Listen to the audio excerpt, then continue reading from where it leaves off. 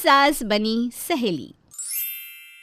अपने फोन पर बॉस से बात करता हुआ गौतम घर से बाहर निकलता है। गोवा में party, why not sir. Sir जो बोले वो तो होगा ही। मैं टिकट्स करवाता हूँ सर। आप गोवा जा रहे हैं? बीच में बोलने की आदत है तुम्हारी। कोई मजे करने नहीं जा रहा हूँ मैं। पता भी है जॉब बचाए रखने के लिए क्या क्या करना पड़ता है। मैं तो बस कह रही थी कि नाश्ता तैयार है। मैं बाहर खा लूँगा। अब जय श्री कृष्ण माँ। ये कहकर गौतम फोन पर बात करता हुआ ऑफिस के लिए निकल जाता है। ये सब सुशीला देख भी रही होती है, पर वो गौतम से कुछ नहीं कहती। आप देख रही है ना माँ जी, आजकल इनको मेरी फिक्र ही नहीं रहती। कहीं जाने से पहले मुझे बताते भी नहीं है। रात को गौतम ऑफिस से वापस आता है। आ गए आप सुबह नाराज थे ना, इसलिए मैंने रात के खाने में सब कुछ आपकी पसंद का ही बनाया है। राजमा चावल, बैंगन का भरता। नेहा, मैंने डिनर बाहर ही कर लिया है। आई एम वेरी टायर्ड, सोने जा रहा हूँ। और हाँ, प्लीज़ मेरा बैग रेडी कर देना, कल गोवा जाना है मुझे। गौतम की बात सुनकर नेहा बड़ी उदास हो जाती है और डाइनिंग टेबल पर रखे खाने को फ्रिज में रखने लग जाती है। तभी वहाँ सुशीला आती है और अपनी बहू से कहती है, खाना क्यों रख रही है बहू? 2 प्लेट तैयार कर, आज दोनों सास बहू एक साथ खाएंगे। और तू दिल क्यों छोटा करती है? तू भी अपनी सहेलियों के साथ घूम फिर लिया कर। यहाँ कहाँ से आएंगी मेरी सहेलियाँ माँ जी? वो तो मेरे मायके में ही रह गई। यहाँ कहाँ मैं किसी को जानती हूँ। नेहा और गौतम के बीच चल रहे इस तनाव को सुशीला देखकर मन ही मन सोचती है, अब मुझे ही कुछ करना होगा।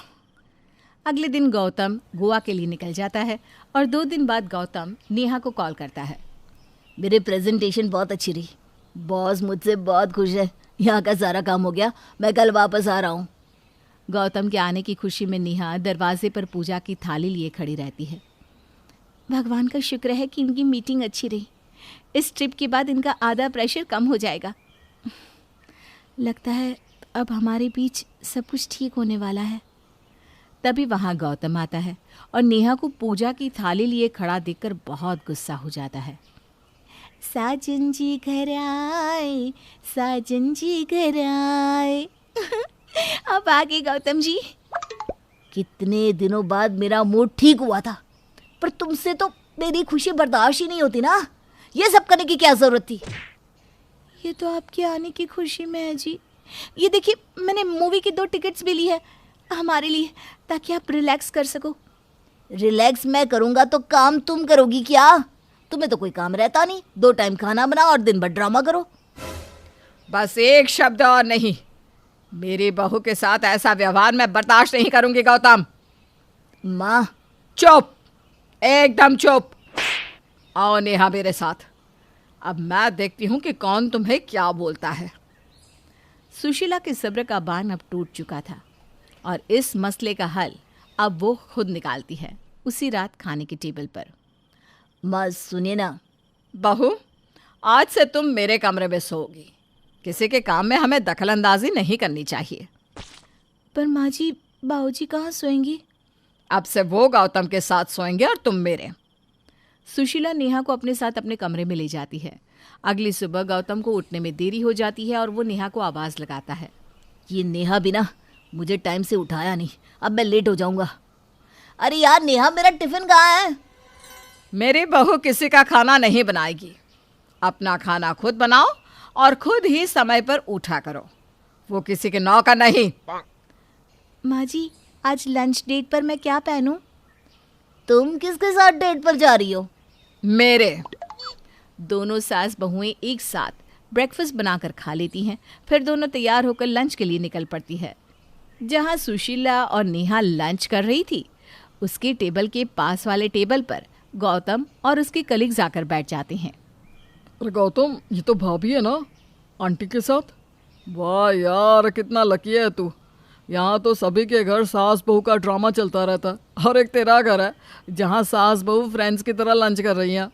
वही तो, मैं तो ऑफिस से घर जाता हूँ तो वाइफ की फरमाइश, यहाँ ले चलो वहाँ ले चलो, और किसी दिन नहीं जा सका तो मायके जाने की धमकी। ऊपर से उसके और माँ के बीच का झगड़ा। आधा समय तो उसी में बीत जाता है। तो सही में बहुत लकी है गौतम।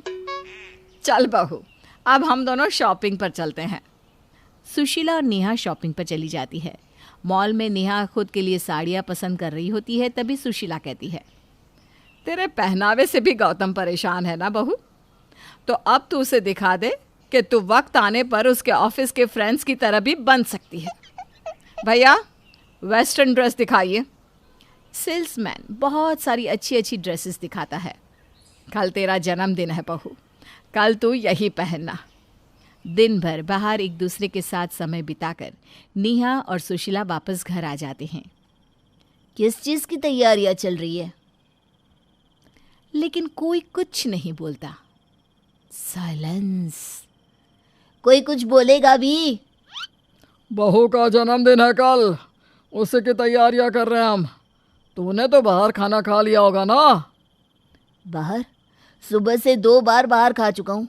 अब ज़्यादा बाहर का खाना मुझे सूट नहीं करता, नेहा तो जानती ही है। अच्छा, तो जा बनाकर खा ले, फिर कमरे में आकर मेरे पैर दबा देना। गौतम को खुद ही खाना बनाना पड़ता है। वो खाना लेकर बैठता है। जैसे ही वो पहला कोर खाता है तो वो उस कोर को बाहर उगल देता है। हाय राम, कितना ख़राब टेस्ट है। नेहा कितना अच्छा खाना बनाती थी और मैं उसकी इज्जत ही नहीं करता था। कितना मुश्किल है खाना बनाना। वो बस मुझे जगाने के लिए, मेरे टिफ़िन बनाने के लिए जल्दी उठती थी। आज मेरे से बात नहीं हो रही तो उसे क्या ही तकलीफ़ हुई। उल्टा उसके पास सारी खुशियाँ हैं। मतलब बोझ वो नहीं, मैं था। हे भगवान, ये मुझसे क्या हो गया? मुझे अपनी नेहा वापस चाहिए। गौतम को अपनी गलती का एहसास हो जाता है। वो पूरी रात घर को डेकोरेट करने में लगा देता है। नेहा के बर्थडे के लिए केक भी ऑर्डर करता है। नेहा के और अपने सारे दोस्तों को बर्थडे पर इनवाइट करता है। अगले दिन ऑफिस से छुट्टी लेकर गौतम नेहा को नींद से जगाता है। Happy birthday Neha. I am sorry. अरे, आपके ऑफिस का टाइम हो गया है। आज मैंने छुट्टी ले ली। आज का दिन तुम्हारा। ये देखो, मूवी टिकट्स। तो क्या बोलती हो बहू, माफ कर दिया जाए क्या इसे? हाँ माँ जी। सभी हंसने लगते हैं। गौतम को अपनी गलती का एहसास हो जाता है। वो नेहा की अहमियत समझ जाता है और फिर कभी नेहा को डिसरिस्पेक्ट नहीं करता।